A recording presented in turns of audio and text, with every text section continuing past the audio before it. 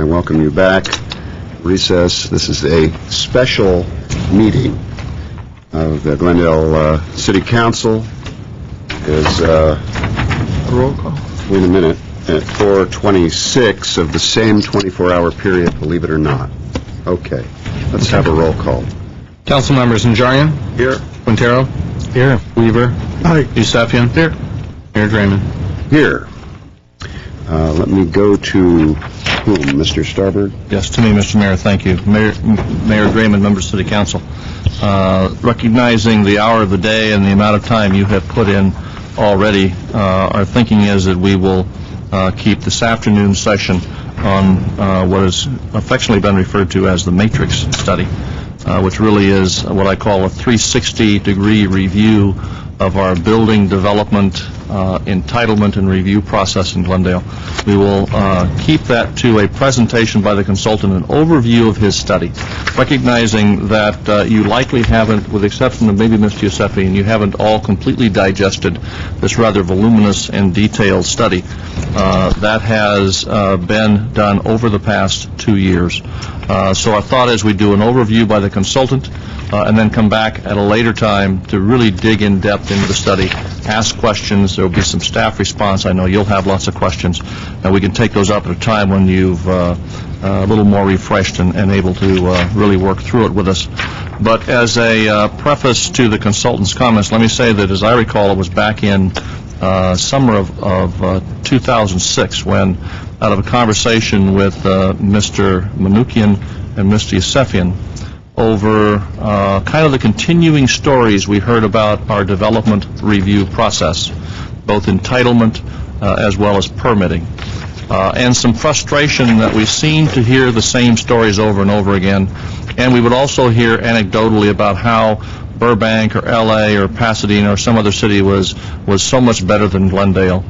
I suggested that maybe we should do a complete review with an independent consultant who would come in and do a complete review, and frankly let the chips fall where they may. Let's see what a 360 review turns up for us. Let's try and pin down where indeed we stand, if there are obstacles to achieving a level of business responsiveness and development responsiveness that you want. Let's find out where those lie. And with that, the City Council authorized us to proceed to retain a consulting group. There was an evaluation process of a number of firms, ultimately with a recommendation to you in the first part of 06 to retain the Matrix Group. In January of 06, the Matrix Group, represented by Mr. Golitz, Gary Golitz, who is here this afternoon, undertook his study. I think I was mentioning to him that it seems to me this has been going on for more like 5 years as opposed to 2 years. For him, it probably feels like more than that. But I'll have him address a little bit of the timing issue and what has taken so much time to work through and deliver to you a final product. With that, let me turn to Mr. Golitz. Well, Mr. Golitz, before you begin, let me just, first of all, thank you and welcome. And I want to ask my colleagues to please get out your sharp pencils, make lots of notes. I would like to ask you to please hold on to your questions. It's been a long day. It's going to be a long evening. I'd like to get through this report without the questions. We'll come back with a staff report, and we'll come back with our questions and riddle everything full of holes. Correct, Mr. Yusefian? Yes, Mr. Mayor, except I just wanted to say one thing, that it was not 2006, it was 2005. If you remember, we were running for City Council. You're right. And you heard us as we were being questioned. Yes. You're right. It was mid-year 2005. We let the contract in January 2006. I would have had his meeting after the contract was let. Pardon me. So, Mr. Golitz, you promised me that on page... We'll meet you at the last page in about 15 minutes. How's that? Okay, sir.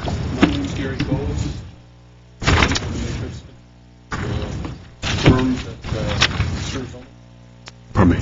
We're a firm that only serves local government. All we do are performance audits, ranging from police to fire to development review studies. Development review studies are one of our core practices. We're currently conducting development review studies of 4 different agencies, local governments across this country, ranging from Manatee County, Florida, to Lee Summit, Missouri, to Oceanside, California, and Salem, Oregon. So it's something that we are engaged in actively across this country. As the city manager referenced, this study has been undergoing for 2 years. That's somewhat longer than most of our development review studies, but it's because we chose a different process here. We chose not just to deal with the study itself, but also to discuss implementation and how we are going to implement those processes. As a matter of fact, in midstream of the study, the city went out and replaced its automated permit information system as a result of recommendations developed in this study.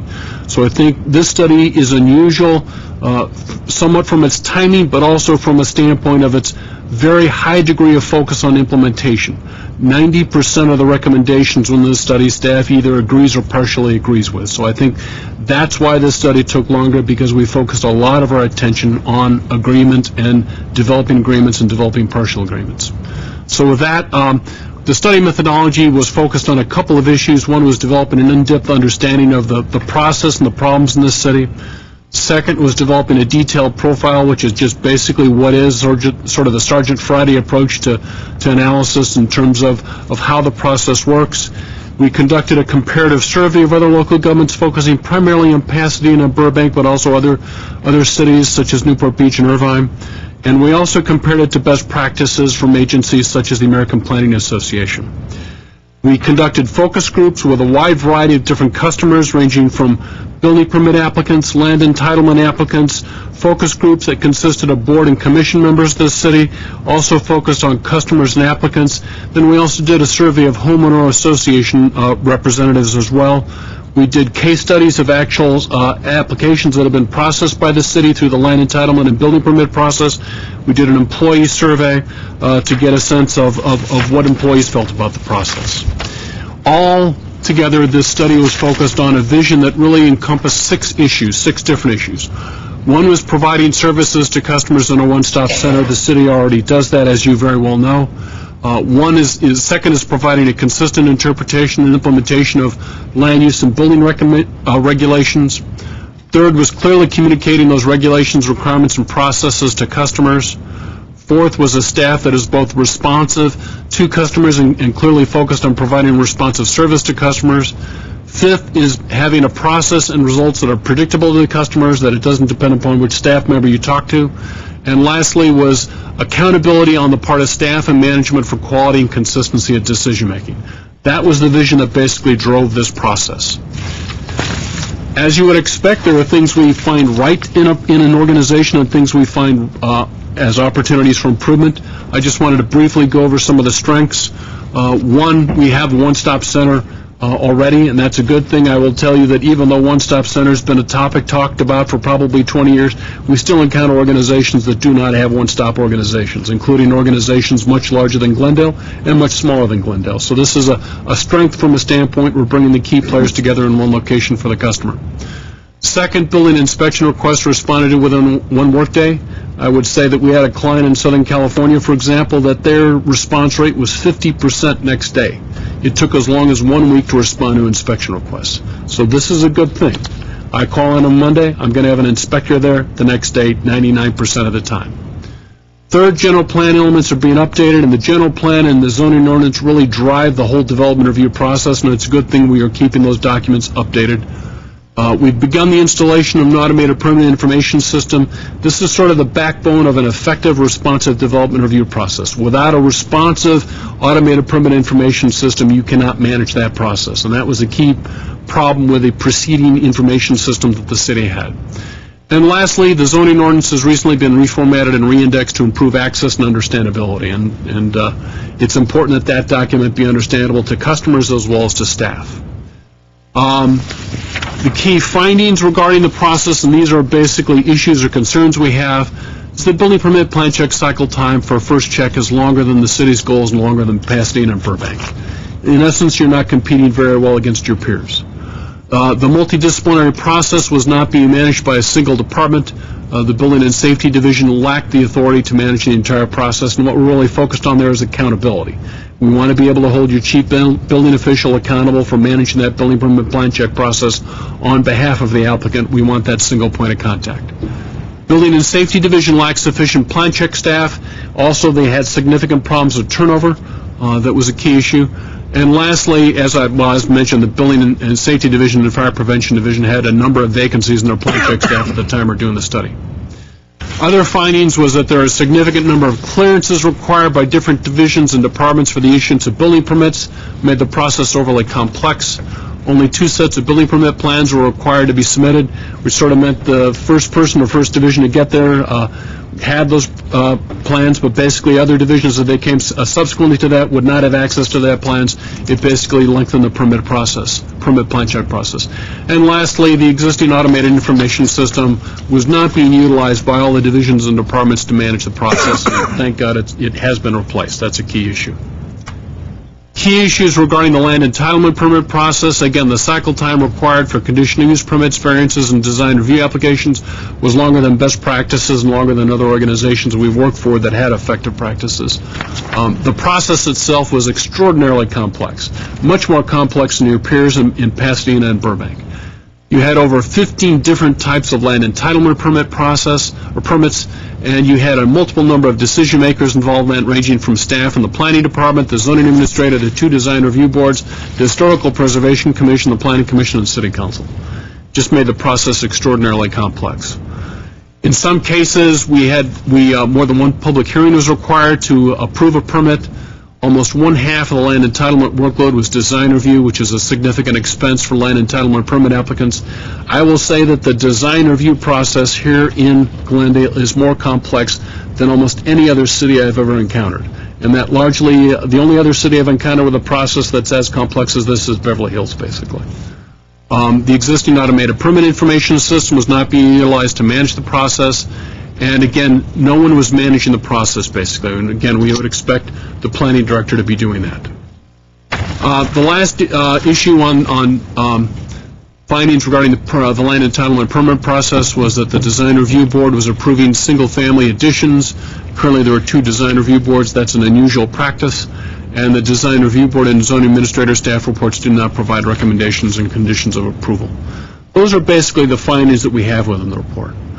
Key recommendations that really require policy guidance by council was that additional staff resources should be authorized for the Building and Safety Division, mostly for the plan check area so we can supplement the plan check staffing. Lastly, the Planning Department should update the single-family design guidelines and standards, which, as I noted, is in progress right now. Once those standards and guidelines have been developed, the responsibility for approval and disapproval for single-family design review for addition should be delegated to staff, and that was also in progress associated with the update of the guidelines and standards. That the approval and disapproval of minor use permits, minor variances, lot line adjustments, parking reduction, and parking use permits, and home occupation permits should be delegated to staff. Requirements for conditional use permits for new dwelling construction on a lot having a lot width less than 80 feet on a lot with an average slope exceeding 50% on a lot where more than 1,500 cubic yards of material are proposed to be removed should be eliminated. That basically that could be covered through the design review application. That upon delegation of authority for approval and disapproval of single-family design review applications to staff, one of the 2 design review boards should be eliminated, and that the city should charge a technology fee and document imaging fee for applicants. Some of the key issues for management accountability was that the building official should be designated as the manager responsible for managing the building permit plan check process, that the division should install a case management system with a case manager to function as the applicant's single point of contact, that the planning director should be designated as the manager responsible for managing the land entitlement process, and that the planning department should enhance the case management system, and that the city should establish formal standards or objectives for the cycle time for building permits and land entitlement permits, which in essence is how long it's going to take to process building permits, how long it's going to take to process land entitlement permits, that have published that to the web, that you use the automated permit system to manage how well you're doing against those timelines. Key efficiency issues, expand the use of combination inspectors and inspections on the part of the Building and Safety Division, and that we upgrade the customer service representatives to more technical employee classification so that they can provide over-the-counter plan checking and check initial building permit plans for completeness. that we develop and install a technology implementation plan for the new automated permit information system, that the initial installation should focus on the land entitlement process and that the building permit process should follow, that all of the departments and divisions involved in the land entitlement permit process and the building permit process should be required to use the automated permit information system.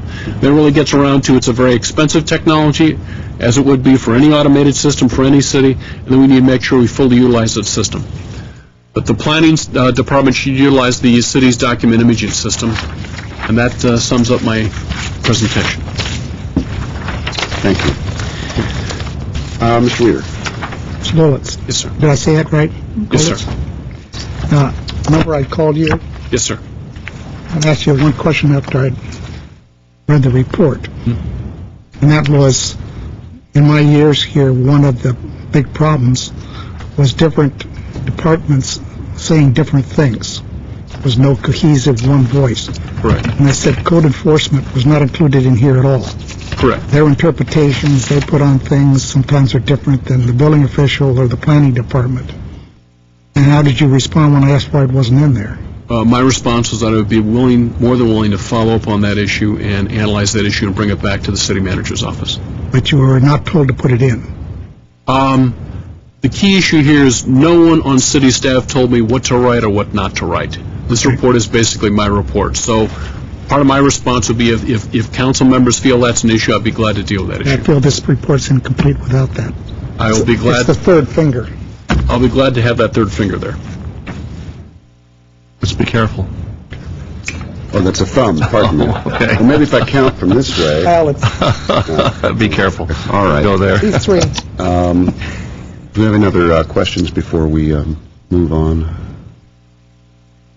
I got a lot of questions. Oh, I know you do, but we're You not. don't want to go to me, I got No. This isn't a question. I'm not talking 5 about. pages and... today. I'm not talking about Okay. questions about the report. I'm talking general questions such as what was just asked.